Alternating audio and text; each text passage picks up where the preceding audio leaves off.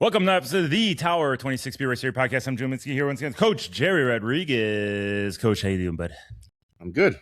How are you? I was going to say Gerald Rodriguez. That was my whole goal. I was swimming on the tether, and I said, I'm gonna surprise him. I'm going to say Coach Gerald Rodriguez, and then I forgot. Oh, there it is. Look, there it is on my YouTube.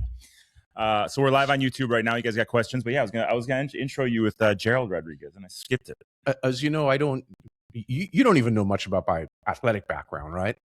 So I'm going to share a little bit as you said that. And we didn't talk about this. No. In fact, my name's not Gerald, right? It's Gerard. In Trinidad, it's pronounced Jared. Jared man. Jared man. And so I'd won this open water race a lot of times in Trinidad. And on the back of and they made a jersey one year of all the prior winners from like 1950 something to whatever year I have the jersey up to, right? Yep. My name is on there, I think 7, 8, 9 times, whatever. Oh, just no, not bragging. It's just on it 9 times. But here's the interesting part. Every single time, my name is spelled differently. It's Gerry with a G, Gerry with a J. It's Gerald. It's Gerard. It's Rodriguez with an S, Rodriguez with a Z. You got to think, I mean, really? Yeah, that's hilarious. That's great. But hey, they're just keeping on your toes, you know. But hey, it's exciting. We're back. We got a big weekend, and I'd like to say I wore my Santa Barbara Triathlon T-shirt because Santa Barbara Triathlon is this weekend. Right. I know you've been working hard in preparation for this. I got the Kona T-shirt on. But I actually, this is my only apparel. I wear pretty much my Santa Barbara Triathlon T-shirts 365 days a year. But we have a big weekend. The Tower 26 presenting sponsor of the Santa Barbara Triathlon. Your beautiful wife is a race director, and she has you in line, buddy. You're here, you're there, you're here, you're there, you're doing it all, but don't call her after yesterday. In fact, this morning from 5:30, she's off at the storage unit. Today, the trucks get packed. The details that go into putting on an event, Jim, when we go to events as athletes and we complain about something, you have no idea what it takes to put an event on of that magnitude. I've always been, as you know, a big fan of Ironman. I think they put on the best events, right? Yeah. Oh, yeah. I mean, sure. consistency of quality to put on great events. It's a lot of freaking work. You can't bypass one detail because when that one detail shows up on race day, it's magnified times 1,000. I mean, Tuesday night, which was, night before last, actually, Monday night, I thought she had finished working. It was 12 hours of work. She's done, sits down on the couch. I was watching a movie or something. 7:30, she pours herself half a glass of wine, and there's 100 parking signs stacked up, and she's no parking signs actually. Yeah. And she has to write all the details in because they have to go all around the venue and all on these roads where the race is. And when you think about it, somebody actually writes those signs. Yeah. Somebody has to go pick those signs up. Somebody has to write them, then somebody has to go put them on the course. Who do you think that somebody is? Yeah, we pay our $200. We show up, we race, and we leave. But there's a lot that goes into building these races. And, you know, myself included, I've been warming up my tones, my buttery tones for weeks now, getting ready. Faso lati dati dati do. I've been gargling with mouthwash nightly. And I'm ready. I'm ready to let it rip on race day with the buttery tones. We're going to have a huge Tower 26 contingent out there. So if you're in the Southern California area, you haven't signed up yet, you can come up there. You can race. You can do the triathlon, the 1 mile swim, the 5K run, the parent-child race. There's a whole bunch of things you can partake in, or you can come up and be a volunteer. We're looking for volunteers, especially on the run course, the penalty tent. I know there's some of you guys that like to lay the law down. You can go in a penalty tent. So if you're in the SoCal area, mid-coast, Northern California, make a trip down to Santa Barbara this weekend for the race day on Saturday. But if you're looking right now, Gerry, if you're noticing, we only have one light lighting us. Yeah, I'm not getting good tones. So, I gave you the light because I know that you have the butter. You have the soft, supple skin, and mine's more a little rugged, little grizzly, little matured, if you will. So I took the light off me. But what happened here is yesterday I was doing my stretch cords, and there's a few points I'd like to make. I was doing my stretch cords over there in the weight section of my pain cave, and I had went and I'd bought the green generic stretch cords off of Amazon, right? The stretch cords brand with a Z is $45. Oh, you're trying to save money. And I bought the Chinese model for nothing against the China. All of our listeners in China, you make some quality products. So I bought the cheaper $20. But the Temu There's version. Still the green knockoff of the stretch cords, but I bought those ones. And I've had them for about a month doing the stretch cords. And what do I pull on one of them, and what happens, Gerry? Oh, it takes up a lot. Cracks and shoots behind me, hits the light tips over, crashes, breaks the bulb. So we're gonna have a new bulb coming tomorrow. So so you save $15 in the stretch cords, but you have to pay $150 for a new. Well, the light's only $18. So I was worried. I was scared to look at the price of the light because I was thinking it was gonna be $150. But I cheaped out. I bought the cheaper stretch cords. And the cheaper light. And now I got the cheaper light, and well, that's going to go on me. So who cares about that light? Right. You know. But getting to the bigger point, don't cheap out. I was talking to one of our longtime athletes, our good friend Brian Massey, before we got here on the air, right? And Brian has been living in Montana. I call him Ted Kaczynski now. Ted, because he's up there in Montana. He's got this big burly beard. He hasn't talked to anybody in 6 months. He's writing in a notebook. I don't know what the hell he's writing. But I was talking to him, and him and his wife are going over to Greece to do a long distance swim. Really? Yeah, they're doing a swim. It's 3 or 4 days. It's 12,000 yards over the course of 3 days, I believe. So it's a long way to go each day, successive in the open water, in the warm Mediterranean waters. Oh, that's nice. Lovely. It's beautiful. But we were talking about how much they're going to have to swim day after day after day. And it's going to be multiple hours of swimming a day. And it's fine when you're doing it for 30, 40, 50 minutes. But then as you add up, sure, your aerobic system can keep going, but it's that muscular system, that durability that starts to break down where you feel just like you're like pulling nothing. It's just like jelly, right? So brings me back to the stretch cords. It's crucial that leading into an event like this, and I think you're going to back me up on this, that not only he gets in he gets in good volume, but they supplement it with the strength work, the durability work, that muscular work that's going to help them pull stroke after stroke after stroke for yard after yard after yard for multiple hours over the weekend. Absolutely. I mean, Absolutely. one of several reasons to be using those stretch cords. So the event is only 12K, not only, but well, I know I have to look at the details. Okay. It's a couple thousand. It'll be over an hour of swimming a day for 3 or 4 days. Got it. Okay. So they're going to do some work, and the Mediterranean is extremely salty, so that's going to be sucking it out of them. So nutrition is going to be a big part of it, not only in the swim but outside of the swim. But I was doing the stretch cords, and I'm thinking this guy and Allie, his wife, have to be on these stretch cords doing this in addition to the swimming, because we've all been there in an Ironman, and you're 2,000 in, and you all of a sudden your muscles give out. Sure, your heart's in a great spot, but if those muscles start to jelly give out, muscles, sure. Yeah, it's like, but you can foresee the future. Say, hey, I know that's going to happen. Let me get on the stretch cords. Let me do the strength work, so I'm ready for that. Well, there's a girl swimming right now from San Francisco down to LA? Where is it? I mean, she's swimming the coast of California almost. Yeah. Started a few days ago. Yeah. And that's a hard swim because usually that current is going to be in her face. Because you're usually getting the current is going the other way. Yep. So that's going to be a long time. But that was just on my mind. That's happened right before we got on here. How are you doing, buddy? I kind of skipped over your present state of mind. Been in Santa Barbara for this month, getting ready for the event, and coaching a lot. And then came down last night so I can coach this morning at our workout. Good seeing everybody there. By the way, Rick Wirtz. Yeah. What magic have you been doing with that guy? Rick Wirtz is he's been swimming us for a long time. He's consistent. He's mindful of the process, and something's clicked over the last couple months that he is just, and he's almost 65 years old. He's a pilot. When they're at 65, they're required to retire. So I'm afraid to see what's going to happen when this guy retires. He's going to be in the pool 7 days a week, swimming faster than any of us. Well, Rick is a tall dude, right? He's maybe your height, ish. And when he swims, Rick is probably 6'3", and when he swims, he looks like he's 5'5". Yeah, right? Yeah. His mobility is not. He can't get his arms up really high, and he's the life of a pilot. Yeah, right. And just over at the steering wheel the whole time. Something has changed. This guy was swimming today, and it's a new man. As I counted his strokes to get across the pool and gym, it was extraordinary what I was seeing. So whatever magic you've been doing, it's well, I think, and that's what we're going to get into the subject of this episode is, and it's funny you brought up what we're going to talk about this episode we were talking about before we came on the air, because we'll get to it in a second. It's a cliffhanger, but it was already on my mind, and I'll get to that when we get to it. It was already on my mind as to what we're going to talk about, and then you brought it up, and I said, this is amazing because it's always two men, one brain. We're always on the same page, but I don't know how this works. We're always on the same page. Before we get to that, let's talk about last episode. What did we talk about in episode 150? Whatever the hell it is. Well, we had Jan on, right? Jan Prince. That was really great. And I have known Jan's name for 40-something years. And I'd never met him. Yeah. And we got connected earlier in the year or last year. And I was so honored to talk to him because he's a pioneer in swimming, in the science of swimming, in breakthroughs of mechanics and so on. So it's an absolute pleasure to talk to him. And Jan's got to be, he's got to be at least 80, right? Yeah, That's my guess. And lives in Hawaii.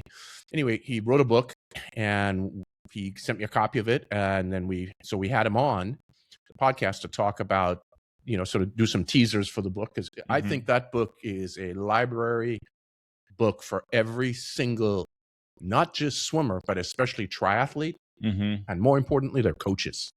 Yep. And that's the place you need to go to when you want to see the technical things that need to be done in swimming. That's your, what's the word? Your reference guide, right? Yeah, that's your Bible. Terrific. Yep. Well, the thing is, if you take the book that you wrote here, Triathlon Swimming, Master Open Water Swimming with the Tower 26 Method, you take that, and what's our technique chapter? Chapter 3? Chapter 4. So chapter 4, your favorite chapter to write. If you take that and you dissect that chapter down into minutia, that's Jan's book. It's everything that we talk about is just dissected down further in his book from a biomechanical standpoint. And I'm totally envious of his book because I wish we had the liberty to do that. We were only given one chapter. It's the beauty of when I wrote that book 10 years ago compared to, or not even 6 years ago, whatever it was, to now he's self-published and you can do whatever you'd like to do. And he has really done a masterful job with this product. Yeah, he definitely has. And that's his career, right? His whole career, he's been looking into the biomechanics of swimming. Yeah. His life has revolved around that, and he put it all into words. He put it into pictures, and it's really outstanding. I'm not just elite.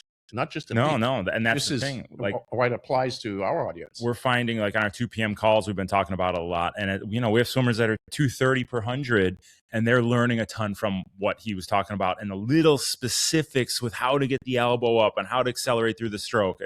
It's really, and where the water should go. And, it's just really detail-oriented. So if you haven't listened to that episode with Jan Prince, and that's our last episode, but go get that Swimming Biomechanics, and the link is in the show notes for that episode. So where are we gonna go with this one, bud? How are we gonna get into this? Well, let's hit some of these tidbits of some news in the last couple of weeks. Yeah, marathon half. Well, I don't believe that. Marathon 56 minutes for a half marathon. This guy ran. Right, 56 minutes. Is this legit? He doesn't crack the record by just 4 seconds or 8 seconds. It's almost half a minute, right?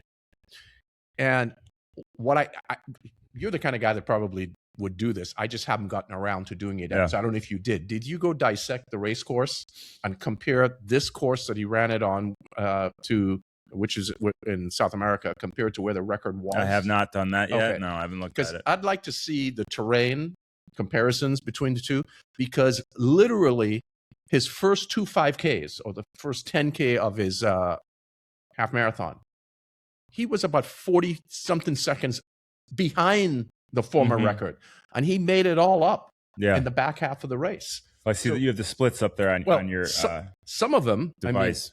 He was 13:44 was his first 5K. 10K was 27:18. Anyway, by 5Ks it was broken down differently elsewhere, but he was so far behind just after the first 5 kilometers. And then still a fair amount behind at 10K. And then the back half is where he started just screaming in effort. Yeah. And that's, it's a learning, whatever it is, whatever the course is, I think. And I was talking about another one of our athletes this morning about closing out strong and being able to push to that next effort as you bring it to the finish line. And that's the thing we're constantly honing in with our athletes. The same thing that you did with your athletes this morning in the pool. You push these efforts at the end of practice. So they're building this durability, this mental strength to be able to push through that adversity. I'm sure this guy was hurting more than he has ever hurt in his entire life. Whatever specifics surround the course or the build or any of that stuff, he was in the pain cave. But he probably practiced this hundreds and thousands of times. So he knew, hey, it's going to hurt, but I know I can sustain the effort because I've been here before. I don't know how to pronounce the name, Jim, but we've seen him running a lot. Kejelcha. Kejelcha. Yeah. Kejelcha. Well, he starts off running, 244 Ks, right? Yeah. 2 minutes and 44 seconds. 2 minutes and 44 then seconds. Then he goes to 242 Ks on the next 5K. And then he goes to 240 Ks and 240 Ks. He negative splits this. This is a masterful example of high performance at its at the absolute best level. And that, and I say it all the time. A lot of times, maybe your effort or your speed won't be increase, or you won't be negative splitting, especially in Ironman. It's hard to negative split in Ironman. But if you're getting into that last half marathon and you're in a mental spot where you're like, okay, now I can push the effort from a mental standpoint, that's where we want to be. My wife has done maybe a dozen-ish Ironmans, and I'm not sure if she ever trained more than 7 hours a week, because of her career and what she did, what her job was and is. So it was never much training. But do you know her best race? She actually negative split the marathon. Yep. Ran 3:50 or whatever and was negative split. She was, close to 2 hours in the front half and 1:50 or whatever in the back half of her marathon in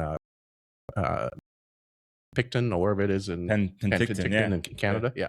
Well, it's a race of maturity, right? You have to take it out with the reins on and know, hey, it's a long way to go. And if I want to be able to pick it up and feel that what this guy was feeling or Elizabeth is feeling, you gotta be mature at the start so you can close hard in the finish. So, and that's what you did with your swimmers this morning at the pool, right? Because you were telling me about the set they did. It was a bunch of 75s controlled, and then they closed it out with a ton of 75s. And we'll get into the details. Yep. If they had taken out too hot, there's gonna be no ability to close it out strong. Exactly. Do you want to get into that?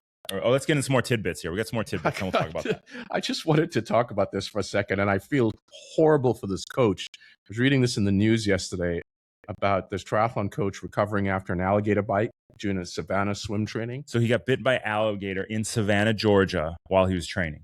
With his team. Yeah. What do you think about this? I guess you'd have to ask him, did he know there was alligators in the pond or the lake? I mean, is it just something in Georgia you just have to deal with and take a chance? If you're in Florida, are you going into some of those swamps to take a swim? I was racing the 70.3 in Haines, Florida. Actually, I raced against Lance Armstrong. I came out of transition, and he was so beyond ahead of me on the bike. He was coming on his second loop as I was going on to my first loop, and I passed him, and I tapped him on the ass. I said, hey, good job. Oh, man, that lit the fire. He passed me like I was standing still on the run. But it was Haines City, Florida, and we swam in this. I don't know, this thing was pure murky. I didn't know. I've never raced in Florida, maybe once before that. After the race, I'm out with a couple other pro triathletes, and we're eating, and the waiter comes over. He's like, hey, where'd you guys swim? And we said, oh, Haines City Lake or whatever the name of the lake was. And he goes, you know how many alligators in that thing? What are you guys doing swimming in that thing? So maybe it's just a way of life. I don't know. Well, do they say the same thing about us with sharks? I'm so happy that this gentleman and his team are okay. But message for the audience, be mindful in I trust, I hate to say this, and being in the ocean every weekend, I trust sharks more than I trust alligators. I'd rather swim out there with a chance of a shark being around than an alligator. Those alligators are dinosaurs, those things. I don't trust those they things. Look like freaking dinosaurs. Yeah, so hopefully he's recovering and learning, hey, let's not swim with some alligators. Let's go in the tether in our backyard like I just did. So Katie Ledecky, our swimmer. Katie. We call her Kate. Yeah, we just call her Kate. We call her Letty. Becky, you were talking to her last week. We were swimming at El Segundo. I was actually swam the workout. Coach Chris coached it. I'm getting in the water now because I got Kona in a few weeks. So I'm trying to swim a little more. Yep. Coach Chris was up there, Chris George's, and he was done. We all jumped out. Who's waiting to get in my lane? I do my last flip turn at the far side. Kate. I call her Letty. Letty was waiting to get in my lane. I warmed it up for her. So it's a thing of beauty to watch her swim. I'm so glad you guys got to see these elite athletes swim, because what you don't realize, it's like going to a basketball game. When you sit in the bleachers and you look at the game, you don't really have perspective of how big those players are. No. Right? It's the same with these swimmers. Kate Ledecky's 6 feet tall. Yeah. Oh, yeah. Okay. Yeah. I mean, Gretchen Walsh, and she's 6'2". I mean, these athletes are massive. Yeah. The men's swimmers are 6'4" to 6'10". I mean, these are monster humans, you know.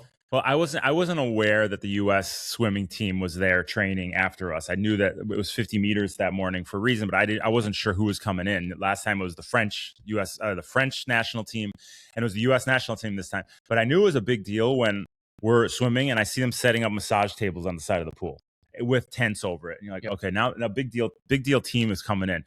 Although Tower 26 is the biggest deal team that swims there, which I'm waiting for our massage tables to be set up and magic hands to be over there, given kneading the skin. But it's a big deal when they put massage tables up. I've seen that before with the U.S. synchronized swimming team too. The massage tables get put up. Well, I'm sure you're used to that on your in your days of a pro athlete. No, never that. We're ice hockey players. They just spit that's at right, us, spit us, and they hit us with sticks. But which we also had a U.S. national team synchronized swimming athlete. Anita came and swam with us a few weeks ago too. She showed up. Oh, and that's swam. right. Yeah, Yeah. you had her on. And let me tell you something. Synchronized swimming. She's a synchronized swimmer, but she was swimming her hundreds a minute pace repeated. She was repeating a minute. Boom, boom, boom, boom. Really? We were doing 10 100s fast, 100. She was doing a minute on a 115 interval. That's a synchronized swimmer. Well, there's a former swimmer that decided to do synchronized. That's for swimming. sure. That is for sure. That's girl can swim. That's class. Yeah, she was whipping our lane one butt. But okay, so what else? We got any other tidbits? So Well, Becky lost, right? First loss in 14 years. She had been undefeated in the 800-meter freestyle, and this race was at recently at the Pan Pacs, I guess. This is just last weekend, right? And yeah, first. Well, when I saw her swimming, I noticed she was doing something weird with her thumb, and I said, I was going to tell her you should change the angle of that thumb a little bit, but I didn't tell her. If I would have told her, Jer, and she only lost by a couple tenths of a second. Well, that would have made the difference.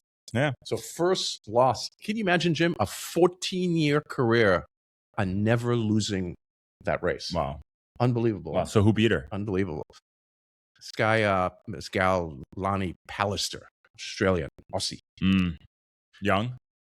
Up and coming? I don't, she's been around for a few years, so she must be in probably her early 20s is my guess. Mm-hmm. Now, Ledecky hasn't lost the 1,500, the mile, in 16 years or 17 years or something like that. I mean, some ridiculous amount. I mean, she is that phenomenal of an athlete. But what was impressive to me, which I thoroughly enjoyed seeing, and I want to see more of it. I want to encourage more of this to be done at elite swimming. They're finally starting to race and not just pace. Now, notice the difference between racing and pacing. In swimming, the 400-meter freestyle, the 800, the 1,500, it's all about diving in and to make math easy. 400 meters, dive in and swim a minute per 100 and swim 4 minutes because that's close to the world record for the women, right? The men dive in, swim close to a minute pace per 100, 15 minutes for the, and it's a minute. It's just even pacing. And then if you have a kick at the end, you win. And this is how swimming has pretty much has always been. Whereas track and field, as you know, it's true racing. Some races start off really slowly. They're running 72-second quarters. And then by the end, the last quarter is 52, right? There's a lot of dynamics that goes on in racing. Pallister handed it to her in the front 200. Took it out. She had a plan? She had a plan. So Ledecky always goes out pretty aggressively, right? And wins from the front. And she's had good competition in the last 2 or 3 years with some girls going out with her and trying to hang on. Her coach, whoever it is, brilliance, decided, let's change this up. Let's hand it to Ledecky. Let's go whip her at the beginning. Put her out of her mental comfort zone. That's how I took it. And let's see if she can fold. So this gal went out, Pallister ahead of her, and by a fair amount. And Ledecky closed, but she wasn't able to close enough to win. This is racing now. This is the psychological portion of racing. Because, and here's why. If you're used to winning only from the front, we don't know what's going to happen if you're not in the front anymore. So let's try something new. Let's put you in a position in a race that you're not familiar with. That's mindset discomfort. And what do you have to lose, right? It's like, that she's the best swimmer ever. For 14 years, she hasn't been beaten. So why not try something different, which no one's tried before? Yes. Go out there with confidence, and what's the worst that can happen? She passes you in your second or third, or you blow up, but at least you gave it a shot. Her and her coach probably went into it watching hundreds of hours of film of Ledecky and knowing, hey, this is what she's going to do. This is how she's going to take it out. This is how she's won 100 times in the past.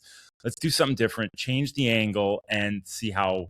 Now the tough part is with Katie is this is what people are going to do to her, right? So they're going to start attacking her from the start. And now she's going to have to start fending off this, not from one woman, but 7 women. And you're right. It's going to stoke a whole new level of competition. I like it. I like that more racing. So we applied this strategy, by the way, in the 2024 Olympics in the men's 1500 with Fink, the male U.S. Olympic gold medalist, went out fast. And normally he goes out easier, and he's got this incredible closing speed. So he fooled everybody, him and his coach. It was a brilliant move. I thought it was absolutely brilliant. Now we see the same thing in the women's 800 here.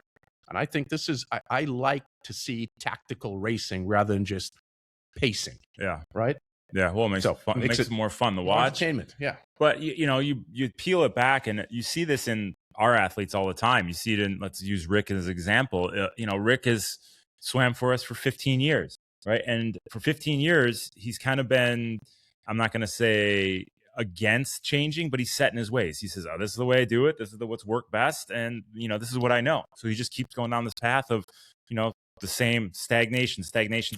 Finally, he thinks maybe there is a better way to do it. Maybe I should listen to all of our 2 p.m. calls and our chords and core and what our coaches are yelling at us on deck. And he thinks outside the box. He does something different. And he says, well, you know what? There is a better way to skin a cat, right? So same thing with this. It's like people have done it the same way. I'm just going to put my head against head to the grindstone and just go. Think of a better way. Think of a better way to maneuver around that wall. Don't just try and bust through it every time. And to be fair to him, as you know, he's getting ready to retire, and so he's starting to have more consistency in his training. He's not gone for 10 days at a time or missing, and he's had major interruptions. He lost his home in the Palisades fire, as you know, and so he's regained his footing, and it was a pleasure to see him on doing as well. I use Rick as a euphemism. Rick has been hungry for knowledge for years, and I just use him because his name on the top of the head. But this is something in our sport with type A personalities. It's my way. This is the way I do it. This is the way I know how to do it. And you're scared to think outside the box. But let's get into the swim this morning, because what did you do with these guys? And I want to frame this around coaches in particular, athletes. This is a message to our athletes, those listening. But for coaches, I'm starting to see what I call more paint by numbers coaching. Yeah. Okay. And Mason is really good at paint by numbers. Well, paint by numbers and sticker by numbers. That guy, he'll get out a sticker by number book and have the thing done in 20 minutes. Well, that's the whole thing. We learned that as little kids and growing up. Here, you have your object that you want to paint. Yeah. Color. Sailboat. In this case. And there's a line with a 1 in it, and the 1 is for red, and there's the 2 is for blue, right? The 3 is for yellow, and you go take your crayons and you draw it in. Paint by numbers, right? Coaching, to me, with our younger coaches, and not necessarily younger by age, younger by experience, it's paint by numbers coaching now. And I think AI is a part of this is AI related, but a lot of this is more science related. I don't have the experience, so I'm going to get into the science end of the sport and do everything by the numbers. What's the VO2 max? What's the lactic acid reading, LT1, LT2, max VO2? Let's go through all the fancy terms, aerobic threshold, anaerobic threshold. And the thing is, there's such a great inconsistency, as you know, as to what some of these terms mean amongst some coaches and even within different sports. And I want to encourage our coaches to continue to learn and educate themselves on the science end, but really hone in on the artful side. Could you imagine, Jim? Let's talk about some of the greatest artists in the world, greatest painters in the world, Renoir or Monet, yeah, right, Picasso. Could you imagine seeing them on a board with, okay, here are the pastels in the 1. This is the way it's said. They said it should look, so this is what I'm going to make it look like. Here's LT1, so let me make sure that I stay right here. Here's this, and it's all, and this to me has become more and more prevalent with this whole concept of zone 2 training. Okay, and it's not that I have an issue with zone 2 training. The issue I have is, how many zones are there? You tell me. You've been around longer than I have. I don't know. There's too many zones. Well, that's the thing. There's no consistency. You talk to some coaching operations, there are 3 zones. You talk to others, there are 5. You talk to some, there are 7. So when you tell somebody swim in zone 2 or running or zone 2 in which coach's category? Yeah. Right? What's that mean? Yep. So what does it really mean? And it's why I prefer to work within percentage of maximum heart rate. Yeah. Okay. And what this feels like more than these And Peter Attia, who I'm a fan of from the perspective of I think he's done a lot for sport, but Peter Attia has profiled many of, in his interviews, many coaches to do with zone 2, and he tries to create boxes almost that a workout needs to be all zone 2. Well, no.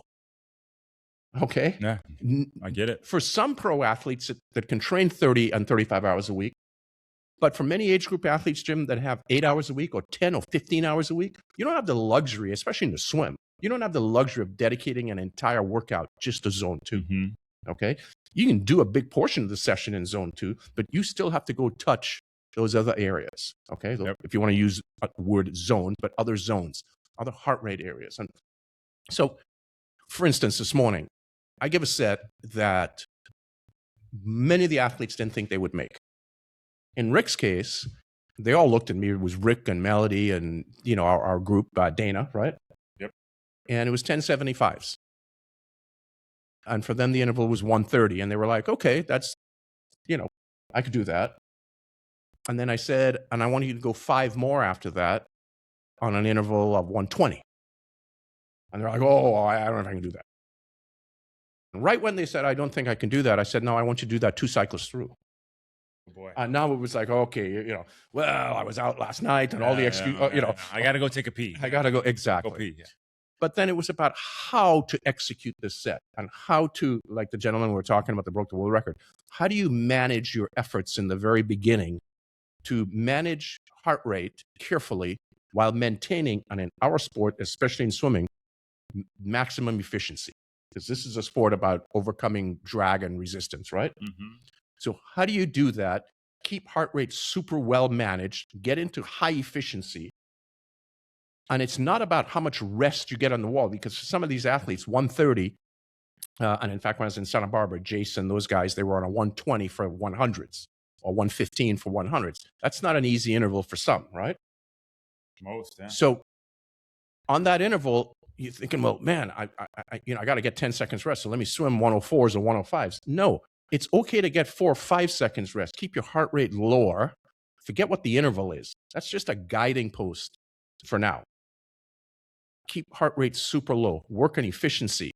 And then we wrench the interval down to force, you want to use the term VO2 max training, whatever you want to use, where we're pushing, and I like to use percentage of maximum heart rate, right? Because for most of us, as you know,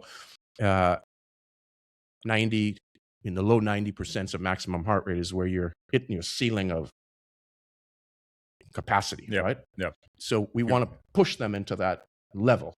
So you force it there by giving intervals that are close to impossible.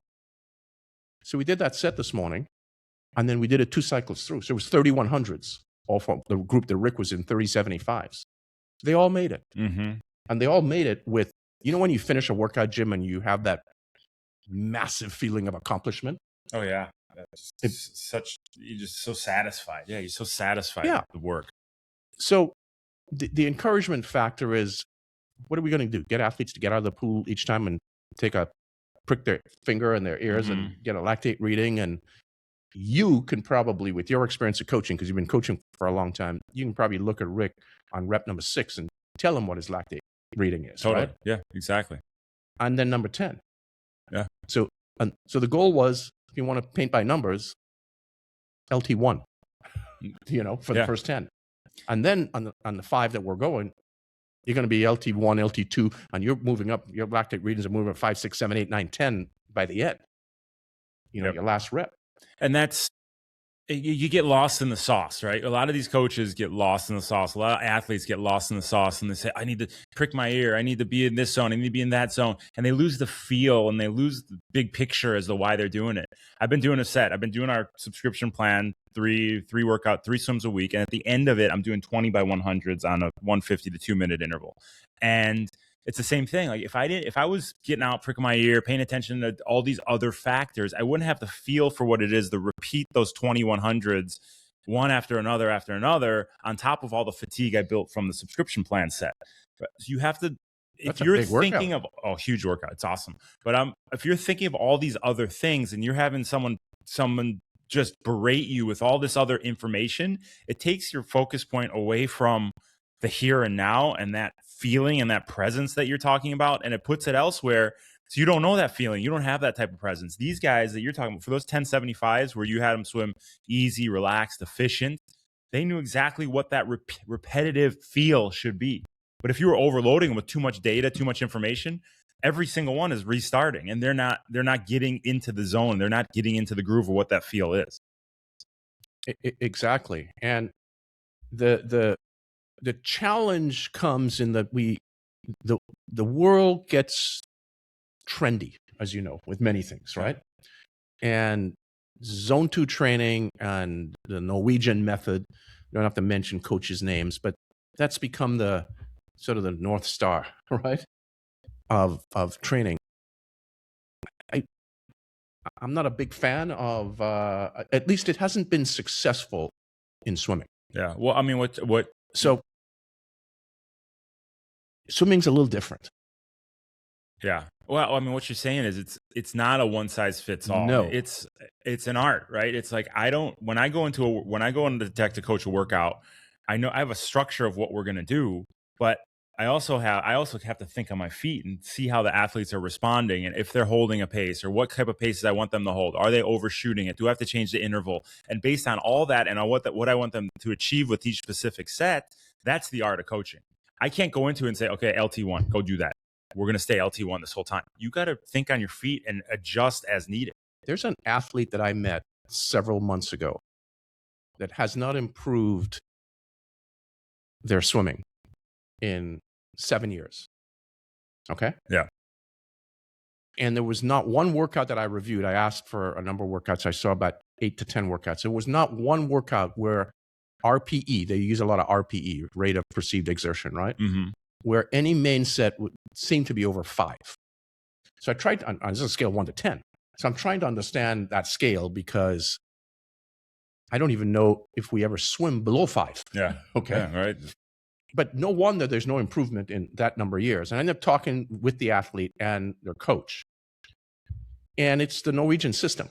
Okay. And that's a European coach. And it's the Norwegian system. Let me help you out, guys. It doesn't work in swimming. Okay. Well, It does not work. I think a lot of times you get lost. They say the Norwegian method is all zone 2, but it's not. Let's look at the top Blumenfeld. There's workouts where he is pushing the pace. He is working his tail off. It doesn't get the type of noise and it doesn't have the type of talk about it. So, he's doing all zone 2 training. It's not the case. You just don't see that intensity that he's putting out there. There is some workouts where he is throwing out some huge watts, some huge minute per mile pace. Correct. But what we don't do is train the swim how you train the bike and run, which is what they do, or they did. Now, I don't know if that's been changed, Jim, but you do not train the swim like you train bike and run. So perfect example is rather than just sitting there and going, when we had this, somebody, you found this set, somebody said, do 10 400s with 10 seconds rest or something. We talked about that half a dozen episodes ago or so. Now, there's a completely useless swim set, right? In my opinion. Yeah. And that sort of swimming, following, running, and riding, you would have more sets like that. To me, that's a waste of your time. Swim 60 50s, swim 40 50s, swim 30 75s. Shorter distances, higher intensity, make them work. Yeah. You recover in swimming much quicker than you do in biking, and especially running. You have the luxury of being able to recover. So you therefore have the opportunity for much more intensive sessions. This swimming, easy stuff, RPE 2, 3, 4, whatever these numbers are, then you'll just race at RPE 2, 3, 4. Yeah, you have no ability to turn the arms. No wonder you're stagnant after. But also what you did is you had them swim the first 10 at a manageable pace and then close it out strong on top of that fatigue, turning those arms over. So then when they get out there on race day and they're fresh and they're ready to rip, oh man, I've done this under fatigue. Now I'm fresh. Now I can really grab some water and throw it back. So the way you structure the workout and the way they execute it, allowing them to finish strong. I mean, it takes maturity, it takes thoughtfulness, it takes mindfulness of your effort. And it's just all around. It's just a really solid set from the coaching standpoint and then from the athlete execution standpoint. I heard this quote, and it's a well-known quote. I've heard it in the past. It's a Navy SEAL quote that they use, and they say, slow is smooth, smooth is fast. Slow is smooth, smooth is fast. And I thought it's really relatable to swimming. And it's kind of what you're talking about in that first set, right? It's like be slow, be efficient, be smooth. And if you keep that same feel as we go into our fast set, you're going to move. And I want us to be mindful that when new technologies, and let's just use that word because it's a word that gets used a lot for everything now, right? When new systems, training systems come around, doesn't matter the sport, we as either coaches, but definitely athletes, tend to hop on the bandwagon with it, right? And promote it more, Jim, as you know, and it becomes the trend, okay? If all of these different coaching modules and methodologies and so on were so fantastic, why are we not running or swimming or riding a hell of a lot faster than we were 50 years ago? Mm-hmm. We rarely aren't. Riding, yes. Equipment's changed. Yep. Okay. That's a biggie. Shoes have changed in running. But for the most part, you look at the 800 meters on the track, you look at the mile on the track, you go back to the days I've mentioned this enough times, Sebastian Coe, the 800 meters, 1500 meter runners of that time, we're not faster today. We're half a second faster, in an 800. We're not. Swimming, 1976, they were swimming 15 minutes for a mile. The record just got broken last week, 14:26, so they're 30 seconds faster. 30 seconds faster with all the fancy underwater stuff. Not really swimming that much faster. Well, it's not sexy. The meat and potato coaching isn't sexy, right? I'm not pricking your ear. I'm not putting a mask on you. I just saw a picture of Sam Long running down the street with a big mask over his face. What the hell is he doing? The guy's already running a 1:12 half marathon. We're going to run a 1:10 half, whatever his fastest half marathon. He's running damn fast. So what's he going to do with this mask? That one of the meta. I don't know what the hell it was, but he looks like Bane running down the street in the middle of Arizona or wherever he lives. But it's not sexy, right? We get results. People have success. They learn about themselves. They learn about themselves mentally, themselves physically, but it doesn't have the noise of pricking your finger, the Norwegian method, or LT1, LT2. You're getting results. I'll just take my shirt off. You want to see sex? I'll coach you with my shirt off, which is what I think we should do on deck, Gerry. When we're coaching, like a baseball manager, we wear our Speedos from now on. You know what's crazy? As you just said that, I happen to, if anyone's watching this, you may have noticed like 5 seconds before you said that, my eyes drifted upward. I was looking at that photo of you with your shirt off and your wife there in a bikini in Tahiti. You should see me now, buddy. I'm in Kona prep training. I've been heat adapted for the last 2 months. I am yoked, buddy. There's just veins popping out everywhere. It's just wait. I don't even care how I do in Kona. I'm just going to race with my shirt off and just make some waves. Who is that guy? But okay, well, I think we hit that nail on the head. Just do the work. Don't get all caught up in the noise. Don't get caught. Know the feeling. Know yourself. Know your mindfulness. Be present. Focus on the process. Quiet the noise down and do the work that you need to do for success. Did I cover it? Well said. Renoir, Monet, art of everybody coaching. Else. Didn't paint by numbers. I get it all the time, especially with AI right now. AI is just, I've seen a lot of AI plans, and this is a whole different episode we can go down. But there's no art to it. It's paint by numbers. This is what you should be doing here. Do this every day. It's very aggressive. And I see a lot of people say, oh, I should do this AA plan. I look at it and you're doing 7,000 hours a week. All of it is at 95%. And there's no art to it. Right. And there's a big side of what we do is the experience we have and how we apply that experience to each individual athlete. Well said. We could put an episode towards AI, or AI is a fancy word for machine learning. Yeah, exactly. So let's go should we go to workout episode, the one you did this morning? Oh no, you had one, didn't you? That you wanted to. I want to talk about the workout. It was the one I did yesterday. You did it this morning, a bunch of 600s, right? No, I didn't do that. Oh, you changed? That's the one I changed. We're going to coaching.tower26.com. So we'll go to that and we'll talk about the workout that you were supposed to do today. Correct. Do you want to bring it up on here so you can see it? Because I'm going to put it on the screen here so everybody can see it. Because we're not connected. Well, I got it on here. Can you see this? Yeah. So it's a bunch of 600s. You want to talk about it? No, why don't you go ahead and talk about it? So we get a little warm up. We do some 50s to work on that pacing, some hard, easy 50s. But the main set is exactly what you were saying. It's a bunch of 600s, and we're building effort as we go. So depending on the level, you go to coaching.tower26.com. Everybody has a level 1 to level 4. Level 1's our fastest swimmer. Level 4's, let's say, are not most fast swimmer. Not the fastest swimmer. I'm just trying to say we're not, you're not slow. These are the athletes coming into the sport. They're now learning. So it's varied, and then everything between. It's level 1, level 2, level 3, level 4. So it varies by distance, but the efforts stay the same. So our level 1 swimmers, we'll talk about that. And from there, maybe our level 4 swimmers will be doing a 400. But our level 1 swimmers will be doing 600s. And it's paced out. Every round, we have 5 rounds of 600s. Every round, you increase effort. So by the last round, these athletes are going 85 to 90%, which is what you were saying is pretty darn hard.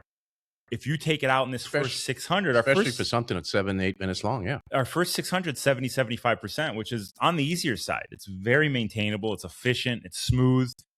If you take that out at too hard, 85, 90%, you're going to have a tough time getting through 5 of these. So number one, we got 600, 70, 75%, easy. Take a big break. The next one, bring it up a little bit, 80, 80%. The next one, you break it down. Now, why did you do this on this, Jared? You did 6 by 100, you had even higher effort, 85%. Wanted them to get that feel of what that pacing needs to be. So we break it up into small bite-sized pieces, right? 6 100s, or if someone's doing a 500, 5 100s, whatever it may be. The rest wasn't long, right? What's the rest period there?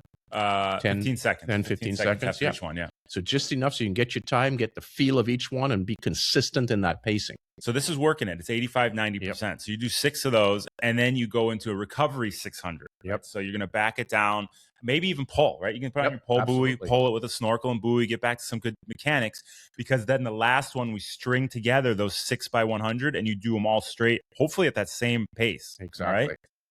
Which is pushing it on top of all that fatigue. So pacing is crucial in this one. And this is where a lot of athletes, I actually wrote this on something on social media. I think it was maybe after our last podcast, I was talking about how crucial pacing is. And some guy said, I have 2 paces, swim or drown. Right. But this is what we have to realize, that you swim easy so you can swim fast later. If you swim fast at the start, there's no chance you're going to build off that to close it out strong. Then we go into a recovery pull, 10-minute pull, nice and easy. But this is the part of the workout that a lot of athletes might get out of the pool and say, I'm done. I already did all the 600s. Yep. But you added in 12 50s fast. You really are cooking on these 50s. You get 30 to 45 seconds rest after each. Same distance again. That's a 600, right? It's a 600. But the reason this is so crucial, that on top of all that fatigue, you're doing these 12 50s fast. That's where we get that durability that we're talking at the beginning of this episode. The ability to turn those arms over while fatigued and those muscles to stay firing. You got to stay on top of this effort at the finish so you can keep building that durability. Am I right? Yes, absolutely. So don't skip those 50s. It's 12 50s. You got big rest after each one, and these are fast. You're really hitting it hard. So you are building your ability to turn those wheels over under major fatigue.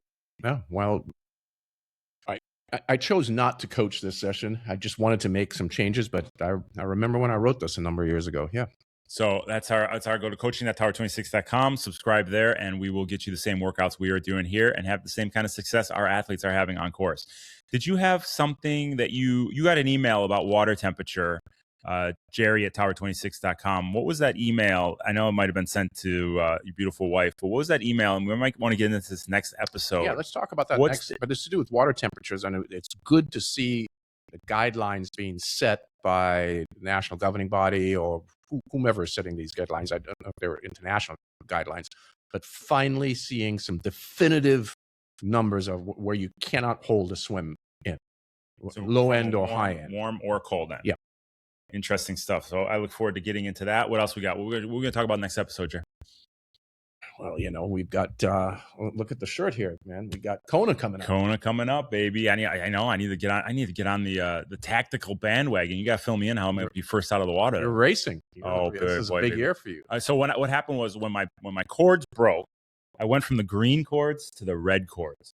And I am anticipating the fastest open water swim I've ever had in Kona because of those red cords, Jerry. I am just pulling massive strength every single time I turn those arms over, baby. So, well, get that big, muscular, beautiful body through the Kona surf and show the audience what you can do, and make sure you flex as you run up those steps. It's all about the photos. The results last a day. The photos last a lifetime. But I have been using the core sensor to get ready for it. This little thing I put on my heart rate monitor.